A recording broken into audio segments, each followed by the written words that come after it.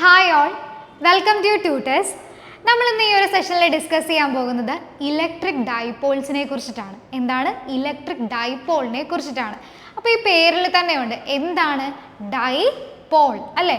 Dipole എന്ന് പറഞ്ഞാൽ എന്താ? രണ്ട് പോളുകൾ, പൊളാരിറ്റി ഉണ്ട്. ഇപ്പോൾ നമ്മുടെ ഇലക്ട്രിക് ഡൈപോൾ എന്ന് പറയുമ്പോൾ എന്തായിരിക്കും? ഒരു പോസിറ്റീവ് ചാർജും ഒരു നെഗറ്റീവ് ചാർജും. അപ്പോൾ അതാണ് എന്ത്? നമ്മുടെ ഇലക്ട്രിക് ഡൈപോൾ എന്ന് പറയുന്നത്. എങ്കിൽ എന്താണ് അതിൻ്റെ ഡെഫിനിഷൻ എന്ന് നമുക്ക് നോക്കിയാലോ? എന്താണ് ഇലക്ട്രിക് ഡൈപോളിൻ്റെ definition? An electric dipole consist of two equal and opposite charge separated by a small distance. എന്ന് പറഞ്ഞാൽ എന്താ? ഇപ്പോൾ നമുക്ക് രണ്ട് ഈക്വൽ ആൻഡ് ഓപ്പോസിറ്റ് ചാർജ്, അതായത് സെയിം മാഗ്നിറ്റ്യൂഡ് ആണ്, പക്ഷേ ഓപ്പോസിറ്റ് സൈനുകളാണ്. ഒരു പ്ലസ് ക്യൂവും ഒരു മൈനസ് ക്യൂവും നമുക്കുണ്ടെന്നിരിക്കട്ടെ. ഇവർ തമ്മിലുള്ള ദൂരം വളരെ ചെറിയ ദൂരമാണ് കേട്ടോ. ഈ ദൂരം എന്ന് പറയുന്നത് 2a ആണ്. എങ്കിൽ നമ്മളിതാ ഈ ഒരു സിസ്റ്റത്തിനെയാണ് നമ്മൾ ഡൈപോൾ, ഇലക്ട്രിക് ഡൈപോൾ എന്ന് വിളിക്കുന്നത്. എന്താണ്? Two equal and opposite charges separated by a small distance. അതാണ് എന്ത്? Electric dipole. ഓക്കെ, അപ്പോൾ പ്ലസ് ക്യൂ മൈനസ് ക്യൂ ഇടയ്ക്കുള്ള ഡിസ്റ്റൻസ് ആണ് എന്ത്? 2a. അപ്പോൾ അതാണ് നമ്മുടെ ഇലക്ട്രിക് ഡൈപോൾ. എങ്കിൽ എന്താണ് ഡൈപോൾ മൊമെൻറ്റ്?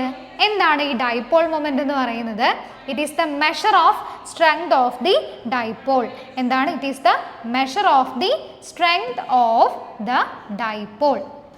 എങ്കിൽ നമുക്ക് എങ്ങനെ എഴുതാം ഇലക്ട്രിക് ഡൈപോൾ മൊമെൻറ്റിനെ? ഇലക്ട്രിക് ഡൈപോൾ മൊമെൻറ്റിനെ ഡിനോട്ട് ചെയ്യുന്നത് ലെറ്റർ P ആണ്. അപ്പോൾ P ഈസ് ഈക്വൽ ടു എന്താണ്? Product of the magnitude of one of the charges and distance between the charges. അപ്പോൾ എന്തായിരിക്കും?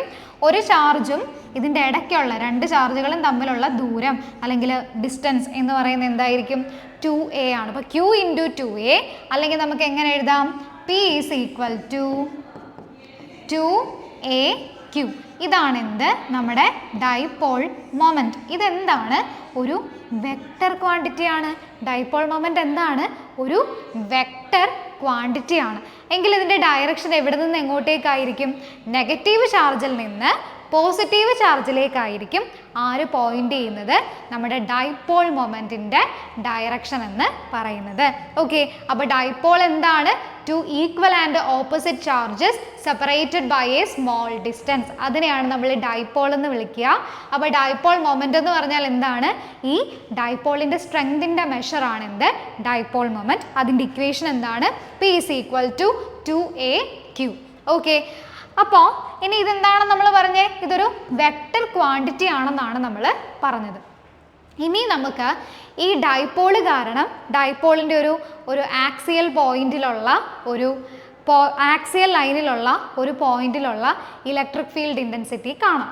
അതേപോലെ തന്നെ ഈ ഡൈപോള് കാരണം അതിൻ്റെ ഇക്വറ്റോറിയൽ ഫീൽഡിലുള്ള അല്ലെങ്കിൽ ഇക്വറ്റോറിയൽ ലൈനിലുള്ള ഒരു പോയിന്റ് കാരണം അല്ലെങ്കിൽ ഒരു പോയിന്റിലുള്ള ഇലക്ട്രിക് ഫീൽഡ് ഇൻറ്റൻസിറ്റി നമുക്ക് കാണാം. അപ്പോൾ രണ്ട് കാര്യങ്ങളാണ് നമുക്ക് ഇവിടുന്ന് കാണേണ്ടത്.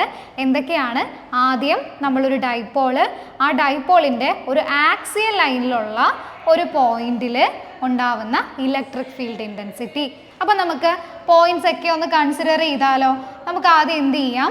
ചാർജസ് എടുക്കാം. ആദ്യം നമുക്കൊരു മൈനസ് ക്യൂ ചാർജ്, ദെൻ ഒരു പ്ലസ് ക്യൂ ചാർജ്. ഇവർ തമ്മിലുള്ള ഡിസ്റ്റൻസിനെ നമുക്ക് എന്തെന്നാണ് എടുക്കാൻ പറ്റുന്നത്? 2a ആണ്. ഇവർക്കിടയിലുള്ള ഡിസ്റ്റൻസ് എന്താണ്? 2a ആണ്. ഇനി നമുക്ക് ദാ ഈ ഒരു പോയിന്റ്, ഇവിടെ ഞാനൊരു പോയിന്റ് എടുക്കുന്നു, P ആണ് ആ പോയിന്റ്.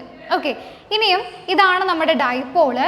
ഈ ഡൈപോള് കാരണം ആണ് നമ്മുടെ ഡൈപോള് കാരണം P എന്ന പോയിന്റിൽ ഉണ്ടാവുന്ന ഇലക്ട്രിക് ഫീൽഡാണ് നമുക്ക് ഫൈൻഡ് ഔട്ട് ചെയ്യേണ്ടത്.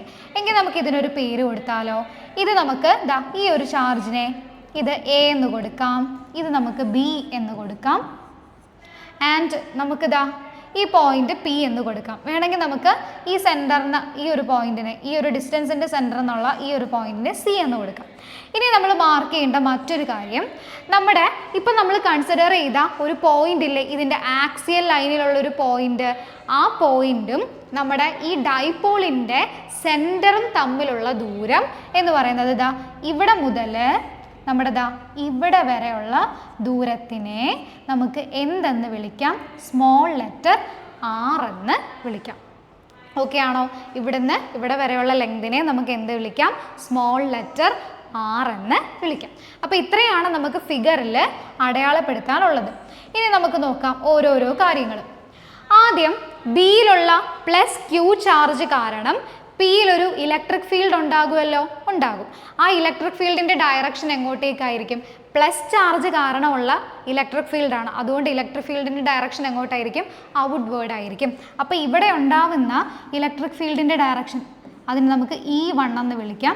അതിങ്ങോട്ടായിരിക്കും. ഇനി അടുത്തത് മൈനസ് ക്യൂ. എയിലുള്ള മൈനസ് ക്യൂ കാരണം ഉണ്ടാകുന്ന ഇലക്ട്രിക് ഫീൽഡിൻ്റെ ഡയറക്ഷൻ എങ്ങോട്ടേക്കായിരിക്കും? ഇൻവേർഡ് ആയിരിക്കും.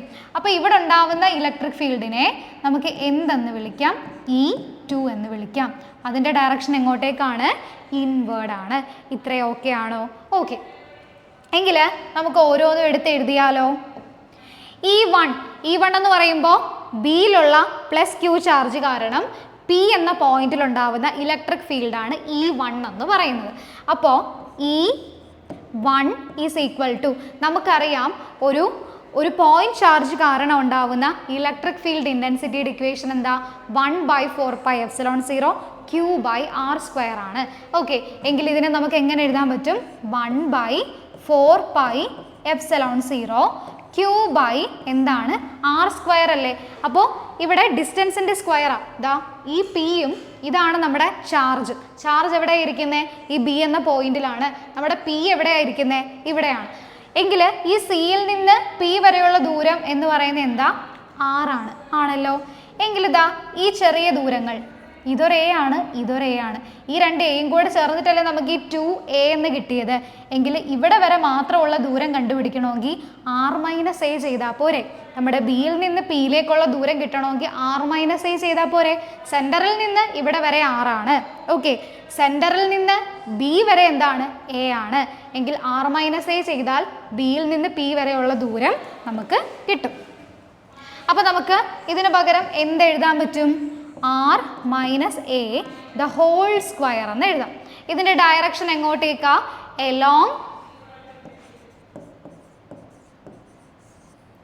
along BP ആണ് എന്ത്?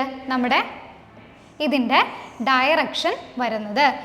ഓക്കെ, അപ്പോൾ നമുക്ക് ഈ ഇക്വേഷൻ നമ്പർ 1 എന്ന് കൊടുക്കാം. ഇതാണ് നമ്മുടെ ഇക്വേഷൻ നമ്പർ 1. ഇനി നമ്മുടെ ഇക്വേഷൻ നമ്പർ 2 എന്ന് പറയുന്നത് എന്തായിരിക്കും?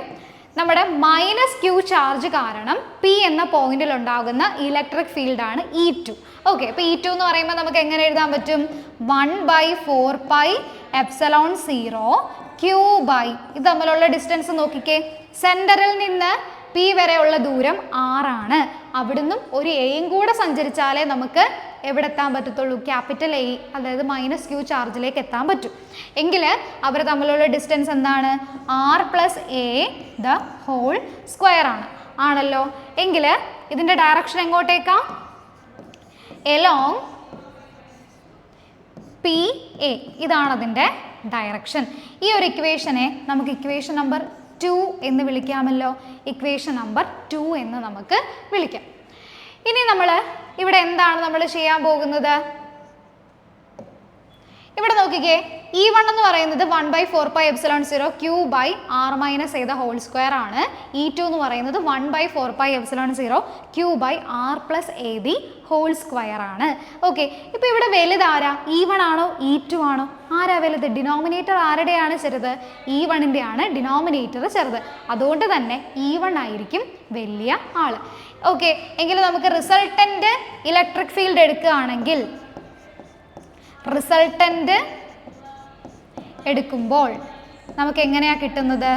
E1 മൈനസ് E2 എന്നാണ് നമുക്ക് കിട്ടുന്നത്. അപ്പോൾ E1 മൈനസ് E2 ചെയ്യുമ്പോൾ നമുക്ക് എങ്ങനെയാണ് വരുന്നത്? E1 മൈനസ് E2 1/4π Q/4πε0 രണ്ടിനും കോൺസ്റ്റൻ്റ് ആണ്.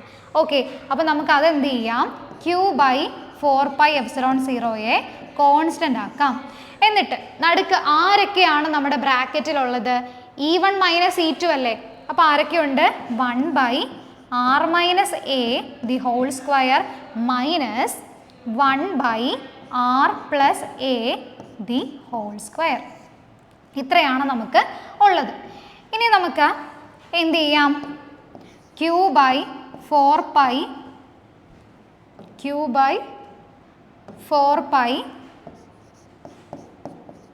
എപ്സിലോൺ 0 എന്ത് വരും? ക്രോസ് മൾട്ടിപ്ലിക്കേഷൻ ചെയ്യാം.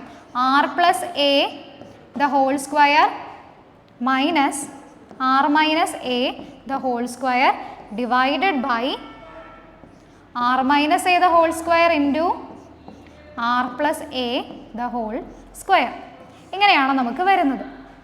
ഇനി ഇവിടെ നോക്കിക്കേ, ഇതിനെ നമുക്ക് എങ്ങനെ എഴുതാൻ പറ്റും? Q by 4 pi epsilon 0. Numerator നമുക്ക് എങ്ങനെ എഴുതാം? R square plus 2AR plus A square minus R square plus 2AR minus A square. ഇതാണ് നമ്മുടെ ന്യൂമറേറ്ററിൽ വരുന്നത്. അതായത് നമ്മൾ എന്ത് ചെയ്തു? A plus B the whole square എന്ന് പറഞ്ഞാൽ എന്താ? A square plus B square plus 2AB അല്ലേ?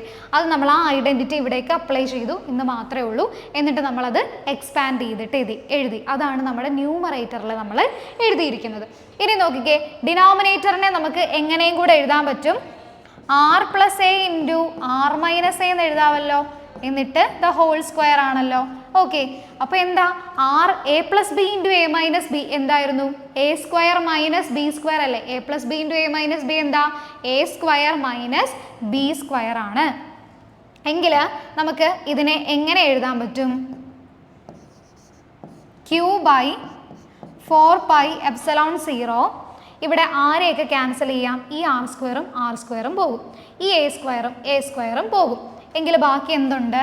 4AR by R square minus A square the whole square. ഇങ്ങനെയാണ് നമുക്കിവിടെ കിട്ടാൻ പോകുന്നത്. ഇനി ഇവിടെ ഒന്ന് നോക്കിക്കേ, നമ്മുടെ ഈ എ എന്ന് പറയുന്നത് എന്താ? നമ്മുടെ ഡൈപോളിൻ്റെ മിഡ് പോയിന്റിൽ നിന്ന് ഒരു ചാർജിലേക്കുള്ള ദൂരത്തിനെയാണ് നമ്മൾ എ എന്ന് വിളിക്കുന്നത്. ഓക്കെ, ഇനിയും ഡൈപോളിൻ്റെ മിഡിലിൽ നിന്ന് നമ്മുടെ പി എന്ന് പറയുന്ന പോയിന്റ് വരെയുള്ള ദൂരമാണ് എന്ത്? ആർ എന്ന് പറയുന്നത്. അപ്പോൾ ആറ് വെച്ച് നോക്കുമ്പോൾ എ എന്താണ്? വളരെ ചെറുതാണ്. എന്ന് പറഞ്ഞാൽ എന്താണ്? ആറ് വെച്ചിട്ട് നമ്മൾ കമ്പയർ ചെയ്യുമ്പോൾ ആർ എന്താണ്? Very much greater than A ആണ്.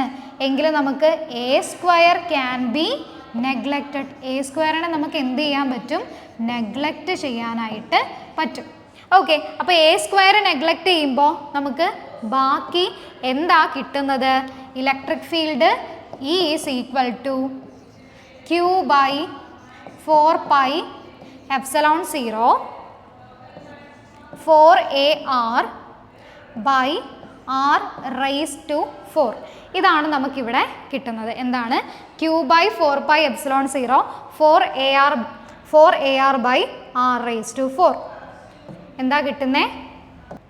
Electric field E is equal to Q by 4 pi epsilon 0 4AR by R raised to 4. ഇങ്ങനെയാണ് നമുക്ക് കിട്ടിയത്. ഇവിടുത്തെ ഒരാറും വെട്ടിപ്പോയി കഴിഞ്ഞാൽ നമുക്ക് എന്ത് കിട്ടും? താഴെ നമുക്കിനിയും ആർ ക്യൂബ് മാത്രമേ ഉള്ളൂ. ഇനി നമുക്ക് ഈ ഒരു ന്യൂമറേറ്ററിനെ ഒന്ന് റീഅറേഞ്ച് ചെയ്ത് എഴുതിയാലോ? എങ്ങനെ എഴുതാൻ പറ്റും? നോക്കിക്കേ, 2 × 2AQ എന്ന് എഴുതാമല്ലോ. 2A എന്ന് എഴുതാമല്ലോ. 2 × 2AQ എന്ന് നമുക്കിതിനെ എഴുതാം. താഴെ അപ്പോൾ എന്തുണ്ട്? By 4 pi epsilon 0 R cube ഉണ്ട്. നമുക്കറിയാവുന്ന ഒരു കാര്യമാണ് എന്ത്? ഡൈപോൾ മൊമെൻ്റ് ആണ് എന്ത്? 2AQ എന്ന് പറയുന്നത്. എങ്കിൽ നമുക്ക് ഇതിൽ എന്തെഴുതാം? Electric field is equal to 1/4 pi epsilon 0 2p by R cube. ഇതല്ലേ നമ്മുടെ ഇലക്ട്രിക് ഫീൽഡ്. എന്ത്? ഒരു ഡൈപോളിൻ്റെ ആക്സിയൽ ലൈൻ, ഒരു ഡൈപോൾ എടുക്കുന്നു, അതിൻ്റെ ആക്സിയൽ ലൈനിൽ നമ്മളൊരു പോയിന്റ് കൺസിഡർ ചെയ്യുന്നു. ആ പോയിന്റിൽ ഉണ്ടാകുന്ന ഇലക്ട്രിക് ഫീൽഡ് ഇൻറ്റൻസിറ്റിയുടെ ഇക്വേഷൻ എന്താണ് നമുക്ക് കിട്ടുന്നത്? 1/4 pi epsilon 0 2p by R cube എന്നാണ് നമുക്കിവിടെ അതിൻ്റെ ഇക്വേഷൻ കിട്ടുന്നത്. എന്താണ്? 1/4 pi epsilon 0 2p by R cube. അതിൻ്റെ ഡയറക്ഷൻ എങ്ങനെയാണ്? Direction along CP. സി എന്ന് പറഞ്ഞാൽ എന്തായിരുന്നു? നമ്മുടെ മിഡിലായിരുന്നു ആ ഒരു ഡൈപോളിൻ്റെ സെൻറ്റർ. പി എന്തായിരുന്നു? നമ്മുടെ ആ പോയിന്റ് ആണ്. അപ്പോൾ എലോങ് CP ഇതാണ് നമ്മുടെ നമ്മുടെ electric field intensity on a point on the axial line of the dipole. ഡൈപോളിൻ്റെ ആക്സിയൽ ലൈനിലെ ഒരു പോയിന്റിൽ ഉണ്ടാവുന്ന ഇലക്ട്രിക് ഫീൽഡ് ഇൻറ്റൻസിറ്റി ആണ് 1/4πε0 2p/r³. ഓക്കെ, ഇനി നമുക്ക് ഡൈപോൾ കാരണം അതിൻ്റെ ഇക്വറ്റോറിയൽ ലൈനിൽ ഒരു പോയിന്റ് നമ്മൾ കൺസിഡർ ചെയ്യുന്നു. അപ്പോൾ ഈ ഡൈപോൾ കാരണം ഇക്വറ്റോറിയൽ ലൈനിലുള്ള പോയിന്റിൽ ഉണ്ടാവുന്ന ഇലക്ട്രിക് ഫീൽഡ് ഇൻറ്റൻസിറ്റി ആണ് നമുക്ക് ഫൈൻഡ് ഔട്ട് ചെയ്യാനുള്ളത്. അപ്പോൾ നോക്കിക്കേ, നമ്മുടെ ഈ AB എന്ന് കാണിച്ചിരിക്കുന്നുണ്ടോ, ഒരു +q -q, അതാണ് നമ്മുടെ ഡൈപോൾ. ഇവരെ സെപ്പറേറ്റ് ചെയ്യുന്ന ഡിസ്റ്റൻസ് ആണ് 2a എന്ന് പറയുന്നത്. ഓക്കെ, ഇനി ഇവിടുന്ന് നമ്മുടെ ഡൈപോളിൻ്റെ സെൻറ്ററിൽ നിന്ന് ഉള്ള ഒരു r ദൂരം മാറി, സ്മോൾ r ഡിസ്റ്റൻസ് മാറിയിട്ട് ഉള്ളത് ഈ ഒരു പോയിന്റ് O എന്ന പോയിന്റിലുള്ള, അതാണ് നമ്മുടെ ഇക്വറ്റോറിയൽ പോയിന്റ് എന്ന്, ഇക്വറ്റോറിയൽ ലൈനിലുള്ള ഒരു പോയിന്റ്. ആ പോയിന്റിലുള്ള ഇലക്ട്രിക് ഫീൽഡ് ഇൻറ്റൻസിറ്റി ആണ് നമുക്ക് കാണേണ്ടത്. ആര് കാരണം? ഈ ഡൈപോൾ കാരണം ഈ ഒരു പോയിന്റിൽ ഉണ്ടാവുന്ന ഇലക്ട്രിക് ഫീൽഡ് ഇൻറ്റൻസിറ്റി ആണ് നമുക്ക് കാണേണ്ടത്. ഓക്കെ, എങ്കിൽ നമുക്ക് ആദ്യം ഓരോരോ സ്റ്റെപ്പുകളായിട്ട് ചെയ്യാം. ആദ്യം നോക്കിക്കേ, നമുക്ക് ഇവിടെ +q, എയിലുള്ള +q ചാർജ് കാരണം ഓയിൽ ഒരു ഇലക്ട്രിക് ഫീൽഡ് ഉണ്ടാവില്ലേ? അതിൻ്റെ ഡയറക്ഷൻ എങ്ങോട്ടേക്കായിരിക്കും? ഇവിടെ പ്ലസ് ചാർജ് ആയതുകൊണ്ട് ഡയറക്ഷൻ എങ്ങോട്ടായിരിക്കും? ഇങ്ങോട്ടായിരിക്കും. അതിനെ നമുക്ക് E1 എന്ന് കൊടുക്കാമല്ലോ. ഓക്കെ, അടുത്തത് നോക്കിക്കേ, -q, ബിയിലെ -q ചാർജ് കാരണം ഓയിൽ ഒരു ഇലക്ട്രിക് ഫീൽഡ് ഉണ്ടാവില്ലേ? അതിൻ്റെ ഡയറക്ഷൻ എങ്ങോട്ടേക്കായിരിക്കും? ടുവേർഡ്സ് ദി ചാർജ് ആയിരിക്കും അല്ലേ? അതായത് ഇങ്ങോട്ടേക്കായിരിക്കും അതിൻ്റെ ഡയറക്ഷൻ. ഏതിൻ്റെ ഡയറക്ഷൻ? E2ൻ്റെ ഡയറക്ഷൻ ഇങ്ങോട്ടേക്കായിരിക്കും ആണല്ലോ. ഇവിടെ നമ്മുടെ ഈ ഒരു ആംഗിള് അല്ലെങ്കിൽ ഈ ഒരു ആംഗിള് എന്ന് പറയുന്നത് തീറ്റയാണ് കേട്ടോ. ഈ ആംഗിൾ എന്താണ്? തീറ്റയാണ്. ഇവിടെ എയിൽ നിന്ന് O വരെയുള്ള ഡിസ്റ്റൻസ് ആണ് x, ബിയിൽ നിന്ന് O വരെയുള്ള ഡിസ്റ്റൻസ് ആണ് x. അതേപോലെ സി എന്ന് പറയുന്നത് നമ്മുടെ ഡൈപോളിൻ്റെ മിഡിൽ പോർഷൻ, സെൻറ്റർ ആണ്. ആ സെൻറ്ററിൽ നിന്ന് O വരെയുള്ള ദൂരമാണ് r എന്ന് പറയുന്നത്. ഓക്കെ, അപ്പോൾ നമുക്ക് ഇവിടെ E2ൻ്റെയും E1ൻ്റെയും വാല്യൂ അങ്ങ് എഴുതിയാലോ. അപ്പോൾ E1 എന്ന് പറഞ്ഞാൽ എന്താണ്? E1 എന്ന് പറഞ്ഞാൽ നമ്മുടെ ഈ പ്ലസ് ചാർജ് കാരണം ഓയിലുണ്ടായ ഇലക്ട്രിക് ഫീൽഡ് ആണ് E1 എന്ന് പറയുന്നത്. അപ്പോൾ അതെങ്ങനെ വരും? 1/4πε0 q by distance between the points അല്ലേ? അപ്പോൾ ഇവിടെ എന്ന് പറയുന്നത് ഇവിടുന്നും ഓയും അതിൻ്റെ ഇടയ്ക്കുള്ള ദൂരം x അല്ലേ? അപ്പോൾ നമുക്ക് എങ്ങനെ എഴുതാം? q/x². ഇതിനെ നമുക്ക് ഇക്വേഷൻ നമ്പർ 1 എന്ന് കൊടുക്കാം. Equation number 1. അടുത്തത് നോക്കിക്കേ, E2 എന്ന് പറഞ്ഞാൽ നമ്മുടെ -q ചാർജ് കാരണം ഓയിൽ ഉണ്ടാവുന്ന ഇലക്ട്രിക് ഫീൽഡ് എന്ന് പറയുമ്പോൾ 1/4πε0 q by, അവിടെ നോക്കിക്കേ ഡിസ്റ്റൻസ് ഇവിടെ നിന്ന് ഇവിടെ വരെയുള്ള ദൂരം എന്ന് പറയുന്നത് x ആണ്. അപ്പോൾ നമുക്ക് x². അവിടെയും രണ്ടാമത്തെ ഇക്വേഷൻ ആണ് ഇത്. ഇനി നിങ്ങൾ ഈ രണ്ട് ഇക്വേഷനും നോക്കിക്കേ, രണ്ടിൻ്റെ ഡയറക്ഷൻ ഡിഫറെൻ്റ് ആണ്, പക്ഷെ രണ്ടിൻ്റെ മാഗ്നിറ്റ്യൂഡ് സെയിം അല്ലേ? E1ൻ്റെ മാഗ്നിറ്റ്യൂഡും E2ൻ്റെ മാഗ്നിറ്റ്യൂഡും സെയിം ആണ്. അതുകൊണ്ട് നമുക്ക് എന്ത് ചെയ്യാം? Magnitude of E1 equal magnitude of E2. അതുകൊണ്ട് നമുക്ക് ഇനിയും ഫർദർ നമുക്ക് ഇതിനെ E1 എന്നോ E2 എന്നോ വിളിക്കേണ്ട, E എന്ന് തന്നെ അങ്ങ് വിളിച്ചിട്ട് എഴുതാം. ഇത്രയും വരെ ഓക്കെ ആണോ? E1ൻ്റെയും E2ൻ്റെയും മാഗ്നിറ്റ്യൂഡ് സെയിം ആണ്. അതുകൊണ്ട് നമുക്ക് എന്ത് ചെയ്യാം? അതിനെ E എന്ന് ഇനിയും ഡിനോട്ട് ചെയ്യാം. ഇനി നമ്മൾ ചെയ്യാൻ പോകുന്നത് E1നെയും E2വിനെയും നമ്മൾ എന്ത് ചെയ്യാൻ പോകുക? നമ്മൾ ഇനി റിസോൾവ് ചെയ്യാൻ പോവുകയാണ്. എന്ത് ചെയ്യാൻ പോകുന്നു? റിസോൾവ് ചെയ്യാനായിട്ട് പോകുന്നു. ഓക്കെ, ഇവിടെ നമ്മൾ E1നെ റിസോൾവ് ചെയ്യുന്നു. ഇവിടേക്കൊരു കമ്പോണൻറ്റ്, ഇവിടേക്ക് വേറൊരു കമ്പോണൻറ്റ്. ഇവിടെ ഇടയ്ക്കുള്ള ആംഗിൾ തീറ്റയാണ്. അതേപോലെ E2വിനെ നമ്മൾ റിസോൾവ് ചെയ്യുമ്പോഴും താഴേക്കൊരു കമ്പോണൻറ്റ്, ഇവിടെ ഓൾറെഡി ഒരു കമ്പോണൻറ്റ് ഉണ്ട്. ഇവിടെയും ഇടയ്ക്കുള്ള ആംഗിൾ തീറ്റയാണ്. ഓക്കെ, എങ്കിൽ നമുക്ക് ഈ ഓരോ കമ്പോണൻസിന് നെയിം കൊടുത്താലോ? ഇത് നമുക്ക് x എന്നൊരു പോയിന്റ് ആണെന്ന് വിചാരിക്കാം. നമുക്കൊന്ന് പേര് കൊടുത്ത് നോക്കിയാലോ? ഇവിടെയുള്ള E1ൻ്റെ കമ്പോണൻറ്റ് E1 cos തീറ്റയാണ്.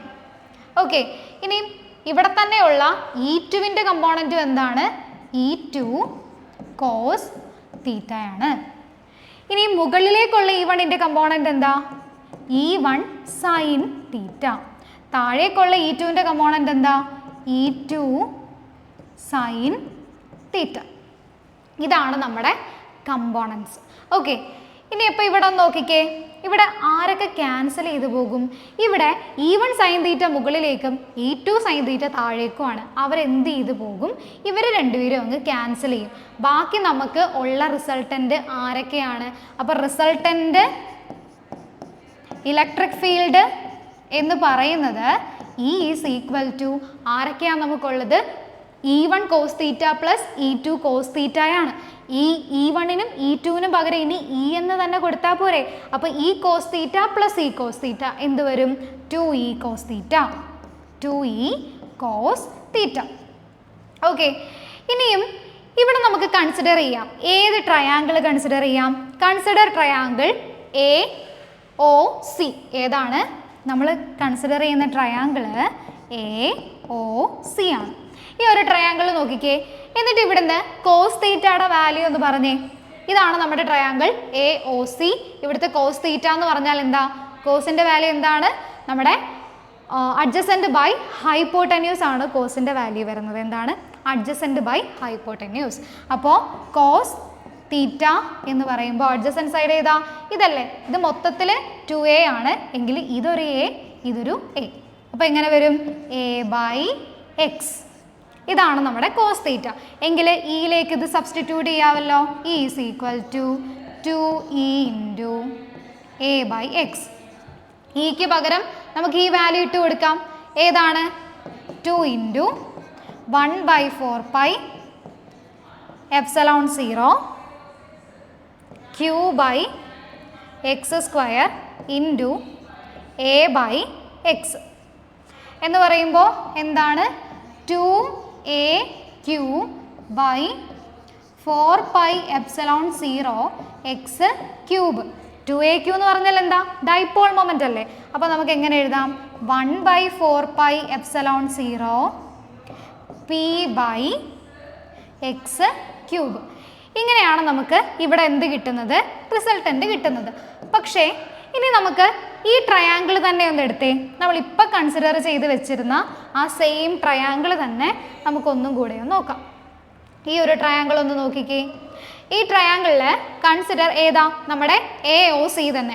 അവിടെ പൈതഗോറസ് തിയറം അപ്ലൈ ചെയ്യുമ്പോൾ പൈതഗോറസ് തിയറം അപ്ലൈ ചെയ്തിട്ട് നമുക്ക് ഈ ഹൈപ്പോട്ടന്യൂസ് കണ്ടുപിടിക്കാമല്ലോ. ഹൈപ്പോട്ടന്യൂസ് എന്താ?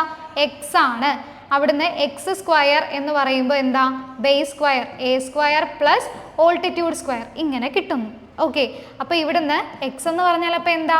x is equal to A² plus R² the whole raise to 1/2. എങ്കിൽ നമുക്ക് എന്ത് ചെയ്യാം? ഇവിടുത്തെ ഈ എക്സിന് പകരം ഈ എക്സ് സബ്സ്റ്റിറ്റ്യൂട്ട് ചെയ്യാം. എങ്കിൽ ഇലക്ട്രിക് ഫീൽഡ് എന്ന് പറയുന്നത് എങ്ങനെ വരും? 1/4 pi epsilon 0 P/A² plus R² the whole raise to 3/2 എന്ന് വരും. ഇനിയും നമ്മൾ മുമ്പേ ചെയ്തതുപോലെ തന്നെ എന്താ ചെയ്യാൻ പോകുന്നത്? ഈ 6 കൺസിഡർ ചെയ്യുമ്പം A എന്താണ്? വളരെ ചെറുതാണ്. എന്താണ്? 6 കൺസിഡർ ചെയ്യുമ്പോൾ A വളരെ ചെറുതാണ്. 6 എന്താണ്? A-നെക്കാട്ടിലും വലുതാണ്, ഒത്തിരി വലുതാണ്. അപ്പോൾ A² നമുക്ക് എന്ത് ചെയ്യാൻ പറ്റും? A² can be neglected. A² എന്ത് ചെയ്യാൻ പറ്റും? നമുക്ക് നെഗ്ലക്റ്റ് ചെയ്ത് കളയാം. എങ്കിൽ ഇലക്ട്രിക് ഫീൽഡിനെ ഇനി നമുക്ക് എങ്ങനെ എഴുതാം? Electric field E is equal to 1/4 pi epsilon 0 P/R³ ഇങ്ങനെയായിരിക്കും വരുന്നത്. ഇതിൻ്റെ ഡയറക്ഷൻ എങ്ങോട്ടേക്കായിരിക്കും? ദാ ഇങ്ങോട്ടാണ്. Along OX. ഡയറക്ഷൻ എങ്ങോട്ടേക്കാണ്? എലോങ് OX ആണ്. അല്ലെങ്കിൽ നമുക്ക് ഇപ്പം നമ്മുടെ ഫൈനൽ ഇക്വേഷൻ എന്താണ്? 1/4 pi epsilon 0 P/R³ along OX. അല്ലെങ്കിൽ നമുക്ക് എങ്ങനെ എഴുതാൻ പറ്റും? Electric field E is equal to -1/4 pi epsilon 0 P/R³ cube എന്ന് എഴുതാം. ഇവിടെ നെഗറ്റീവ് ഇട്ട എന്തുകൊണ്ടാണ്? നമ്മുടെ ഡൈപോൾ മൊമെന്റിന്റെ ഡയറക്ഷൻ നെഗറ്റീവ് ടു പോസിറ്റീവ് ഈ ഡയറക്ഷനിലാണ്. നമുക്ക് കിട്ടിയ ഇലക്ട്രിക് ഫീൽഡ് എങ്ങോട്ടേക്കാണ്? ഇവിടുന്ന് ഇങ്ങോട്ടേക്കാണ്. അതുകൊണ്ടാണ് നമ്മളിവിടെ നെഗറ്റീവ് ഇട്ടത്. ഓക്കെ, അപ്പോൾ നമുക്ക് എങ്ങനെയൊക്കെ എഴുതാം? നമ്മുടെ ഇലക്ട്രിക് ഫീൽഡ് എവിടെ?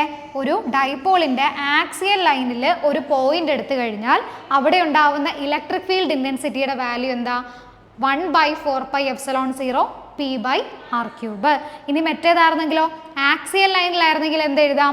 1/4πε0 2p/r³ എന്ന് നമുക്ക് എഴുതാനായിട്ട് പറ്റും. ഓക്കെ, അപ്പോൾ ഇതാണ് നമ്മുടെ രണ്ട് ഡൈപോൾ വെച്ചിട്ട് ഇലക്ട്രിക് ഫീൽഡ് ഇൻറ്റൻസിറ്റി രണ്ട് പോയിന്റിൽ, ഒന്ന് ആക്സിയൽ ലൈനിൽ ഒരു പോയിന്റും വേറൊന്ന് ഇക്വറ്റോറിയൽ ലൈനിലെ ഒരു പോയിന്റും. ഇനി നമ്മൾ ഓവർ ഏതൊരു സ്പേസിലും എടുത്താൽ നമുക്കൊരു ജനറൽ ഇക്വേഷൻ ഉണ്ട്. എന്താണ് ആ ജനറൽ ഇക്വേഷൻ? ജനറൽ ഇക്വേഷൻ എന്ന് പറയുന്നത് electric field intensity E is equal to 1/4πε0 p into √3 cos square theta plus 1/r³. ഇതാണ് എന്ത്? നമ്മുടെ ജനറൽ ഇക്വേഷൻ എന്ന് പറയുന്നത് കേട്ടോ. ഇതാണ് നമ്മുടെ ജനറൽ ഇക്വേഷൻ. ഇനി നമുക്ക് ഇതിൽ നിന്ന് ആക്സിയൽ പോയിന്റിലെ കണ്ടുപിടിക്കാം. ആക്സിയൽ പോയിന്റിലെ കണ്ടുപിടിക്കുമ്പോൾ ഫോർ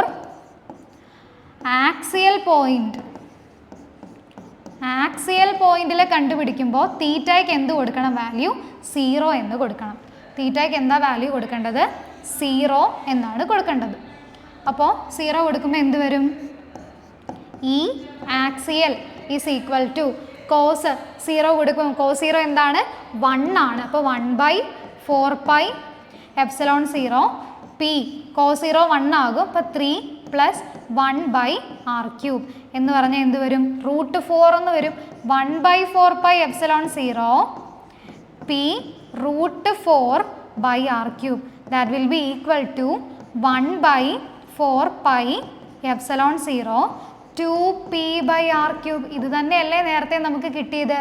അപ്പോൾ നമുക്ക് ദാ ഈ ഒരു ജനറൽ ഇക്വേഷനിൽ നിന്ന് തീറ്റയ്ക്ക് 0 എന്ന വാല്യൂ ഇട്ട് കൊടുത്താലും നമുക്ക് എന്താ? ഇക്വറ്റോറിയൽ പോയിന്റിലെ എന്ത് കിട്ടും? ഇലക്ട്രിക് ഫീൽഡ് ഇൻറ്റൻസിറ്റി കിട്ടും. ഇതേപോലെ തന്നെ നമുക്ക് എന്തും കണ്ടുപിടിക്കാം. ഇക്വറ്റോറിയൽ പോയിന്റിലല്ല, ആക്സിയൽ പോയിന്റിൽ കിട്ടും. ഇനി ഇതേപോലെ തന്നെ നമുക്ക് ഇക്വറ്റോറിയൽ പോയിന്റിലെയും കണ്ടുപിടിക്കാം. ഇക്വറ്റോറിയൽ പോയിന്റിൽ ആകുമ്പോൾ തീറ്റയുടെ വാല്യൂ എന്തായിരിക്കും വരിക? π/2 ആയിരിക്കും, അല്ലെങ്കിൽ 90 ഡിഗ്രി ആയിരിക്കും തീറ്റയുടെ വാല്യൂ വരുന്നത്. ആണല്ലോ? എങ്കിൽ എങ്ങനെ വരും? ഈ ഇക്വറ്റോറിയൽ ഈക്വൽ